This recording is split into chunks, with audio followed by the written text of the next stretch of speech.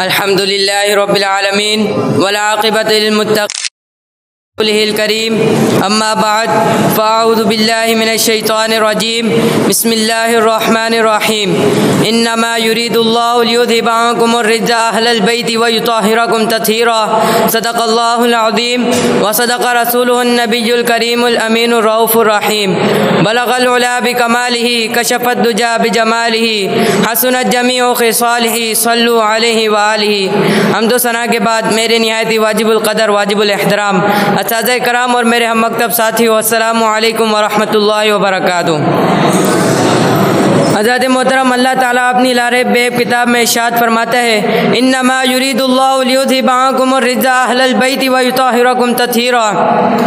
اللہ تعالیٰ تو یہی چاہتا ہے کہ اے نبی کے گھر والوں تمہیں ہر ناپاکی سے پاک فرما دے اور تمہیں خوب پاک کر دے۔ حضرت محترم اللہ تعالیٰ اہل بیت اطہار کو نے اہل بیت اطہار کو اس طرح پاک کر دیا کہ خود تو پاک ہیں مگر جب کسی گنہگار یا بدبخت کو کرم کی نگاہ سے دیکھیں تو وہ گنہگار بھی پاک ہو جائے۔ طہارت کا معنی پاکیزگی ہے۔ اب یہاں دیکھنا یہ ہے کہ پاکیزگی کس لیے کی جاتی ہے؟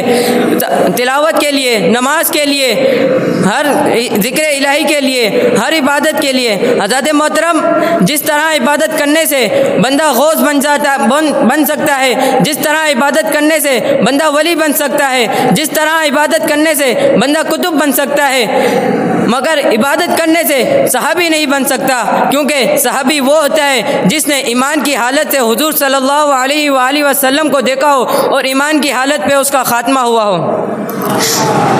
ہمارا ایمان ہے کہ جس طرح حضور صلی اللہ علیہ وآلہ وسلم تمام نبیوں اور رسولوں سے افضل ہے، اسی طرح حضور صلی اللہ علیہ وسلم کا زمانہ بھی تمام زمانوں سے افضل ہے۔ حضور صلی اللہ علیہ وسلم کا کلام بھی تمام کلاموں سے افضل ہے۔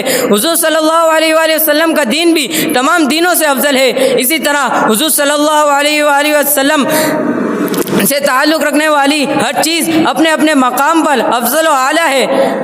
حضور صلی اللہ علیہ وسلم کے اہل بیت و اطہار بھی تمام نبیوں اور رسولوں کے اہل بیت اطہار سے افضل و اعلیٰ ہے۔ میں اپنی تقریر کا اختتام اس شعر سے کروں گا۔ بھلا ان کو ہم کیا سمجھیں جو یار کے گھر میں رہتے ہیں، وما علینا الا البلاغ المبین۔